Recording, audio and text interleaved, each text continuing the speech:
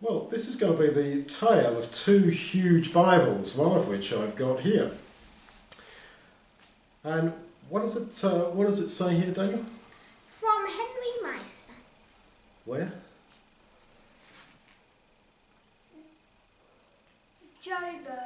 Joburg, that's Johannesburg in South Africa. So one of the huge Bibles was from someone called Henry Meissner, Brother Henry Meissner, in Johannesburg. The other big Bible I want to tell you about belonged to a sister Alexandra. When the Soviet Union finished in this part of the world, I had an old lady come to me who said, "I've got a Bible I've had for years and I've always wanted to understand it. Can you explain it to me?" Well, over the course of time I did explain it to her and we baptized her, and she lived near one of the hospitals where Mummy did her practice. Mummy used to go and see her regularly, and she was a lovely sister. You'll see her in the kingdom, called Alexandra. And she was Russian, and she told us many times the story of her huge Bible. It was so big, it was in 3 different volumes, massive, and it was published in the end of the 19th century, 1890 something, and she explained how she had it. She lived in a little village on the road between Riga and the road that would go on to what was Leningrad, what is now St. Petersburg. In the Second World War, the German army came through Latvia and they pushed to capture Leningrad. That's the second biggest city in Russia, the biggest after Moscow. And Hitler told them, "You've got to capture this before winter. So you will only have your summer uniforms, no winter uniforms." Anyway, so the German army advanced, and the Russians and everyone who was in the path of the advance, they burnt their crops, they burnt everything they could, so that when the Germans came, there was no food. And Alexandra said, "Well, I lived with my mother and my sisters in a little house in a village. And my father was sent to fight. He went to the front and was killed, and he never came back. And then the Germans came, and we fled into the forests. And that winter was a very, very cold winter. So we fled into the forests when we knew they were coming, and we lived in this freezing situation, desperately trying to catch animals, trying to find whatever little bit we could to live on. We were starving, we were cold, the old people were dying, and so my little kid sister died, and we just couldn't even break the ground open to bury her. But she said when actually the Germans did come, they started burning the villages, and we were terrified, and we were in the forest, and we knew they were coming to our village, and we thought they're probably going to burn our little houses down." And she said, "Well, my mother had always been a believer." Don't forget, this was Soviet Union, where possession of the Bible was not allowed. It was later to be like that possession of the Bible was not allowed. And she said, "My mother always read this big Bible in the corner of our home, and I had this strong desire," she said, "to get that Bible." So she said, "I ran back to the village. Everywhere was deserted, and I just grabbed the Bible just pretty well as the first German soldiers were coming into the village." So it was a village that was built along a road, and they were just coming in, but said I grabbed it and I ran, carrying these 3 big volumes, but so I got scared, so I dropped 2 of them, and I only got the one of them. That was that was the New Testament. So she said we went and we lived in the forest, and I had this huge Bible, and said I dug very carefully, and I buried the Bible in the forest where we were living. And well, when the war was I passed over them, so I went back and I dug it up, and I've always kept it until now, and I've looked at it and I've tried to read it a bit, but I couldn't understand it. And now communism is finished, I can understand it. I want to understand it, but no one can explain it. So that's why she contacted us, saw an advert in the newspaper and so on, and it baptized her. And she would read every day the Bible companion readings from this huge Bible she had. Mum used to go around there, break bread with her, do Bible readings with her once or twice a week. And she was an absolute true sister of the Lord. She got even older, she couldn't really walk very well. And we had little leaflets in those days. This is before the internet, before cell phones. And she'd say, I went on a missionary journey today. She lived up a block of flats that had no lift. And she said, I walked down each flight of stairs and I just put one of these leaflets under everybody's door. Oh, I said, and then I had to climb up again. Oh, I said, it took me all day almost, and I'd sit down on the steps panting, and then I'd go on and do a few more steps. Now that was a missionary journey. She was lovely. And she used to come down here, used to sit actually just over there. When we had the meeting here in our flat before everything got bigger here in Riga, and we were just having the house church, she used to come whenever she could. And as she got older, she couldn't come, and Mummy used to go and break bread with her and visit her. And, yeah, so she was absolutely lovely. And she, as I say, had this Bible that she had run back into her village and into her house to get. And that she buried it, and then she unearthed it later and still had it. So, that's one big Bible. Now I want to come on to this big Bible. When I was in South Africa, sunny, hot South Africa, and I was giving talks at a Bible school many years ago. And there's a brother there, he's an old guy, Henry. I don't think that actually was his name, but that's what he said his name, he chose it.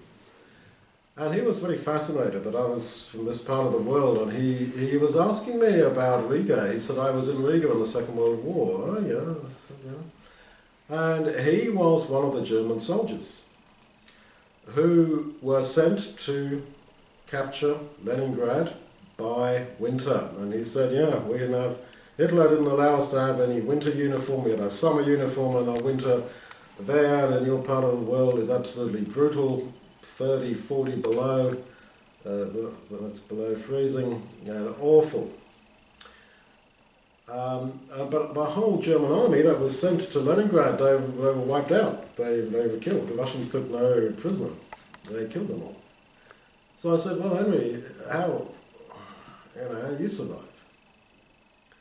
Oh, he said, well, we were going up there through Latvia, up towards Leningrad. He said, we knew we were marching to our death, but he said, I had a message came to me to come back, because I was an engineer, and to work on what was a top secret project in Calais in France, which was to build huge guns that were big enough to fire shells into the onto the English coast, to fire these things over the channel. He said, we never actually got to the end of the project, but we would have got there if we'd had a bit more time, but we didn't actually work, but that was what I was called back to work on it. So that was the hand of God. Now, Henry was old school. Oh yeah, then he said, well, at the end of the war, like anyone like me who'd been in the German army and been in the military, well, he said, at the end of the Second World War, it was confusion everywhere, and he said, well, I managed to get to South Africa. And there's historically a German population in South Africa. He said, I just made out that I was a local German South African. And later in life he became a believer. And this was his Bible. And in he said he wanted me to have it. It's very, very, very thick. It is very thick. He wanted me to have it. And so I got it after he died. But getting back to this Bible school, where I was talking to this man, he had cancer, and the doctors had given up on him and said, you're going to die. And he said, but I don't want to die yet. And I said, well, you're terminally ill, you're going to have to die. And he said, no, I don't want to die. So I said, well, we can't do anything more for you, sir. And, well, he went on a grape diet. He ate nothing but grapes for some years. He was a big fella, but he came down very small and all. The cancer shrunk, and he went on for a few years. And anyway, I met him. And we were talking, we were getting on like a house on fire. And he was fascinated that I knew the road to Leningrad, that I'd driven it many times, I'd been that way many times. He was fascinated that I should know where he had been in the Second World War before he got this message to come back to work on this project to bomb, southern England. And, well, so we got on pretty well. And he was a gentleman. He was one of the old school. He was a gentleman, and I think he probably guessed that I was not I was not a fan, let's say, of Hitler and the Nazis and all that sort of stuff. And he said, yeah, I was a soldier and all that. I was in the military, but he said, I never killed anybody. I never, fired a gun in anger, actually. Oh, okay, I said, yeah. No, I said, I believe you. And then he grinned and said, well, there was one time when I nearly did. And that was in your Latvia. Okay, I said, well, a lot of funny things happen in Latvia. He said, well, as I told you, we just had our winter uniform. Sorry, we just had our summer uniform. And he said, and we were shivering, we were freezing, got frostbite, and we were nearly like dying, literally. They got frostbite? Yeah, dying from the cold. You know what it's like here. Even the other day when it was minus 30. I mean, you go out there in minus 30 in summer clothes and you're going to die. So he said, well, we were marching along a road that went through a village. And he said all the Russians and the locals, they'd all fled. Just like Alexandra told me. Well, he said, I was with a mate, like a friend, two soldiers together, and he said, we said to each other, well, look, all these Russians, these locals, they've all fled. Well, let's just go into one of these houses and, grab some winter clothes. So he said there was a village where the road just going through the village, and there was houses along the street. So he said, we just picked a house, kicked the door down, went in there. Me and my friend, a soldier. He said, so we were in this house, and he said it was obviously the home of an old lady, and all very nicely sort of left, as it seemed.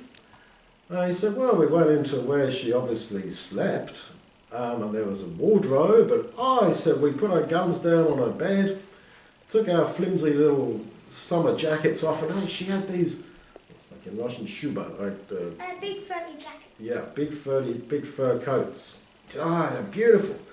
So my mate put one of these on, these old ladies big fur coats. He said, took the other one out, I put it on. I said, we looked at each other.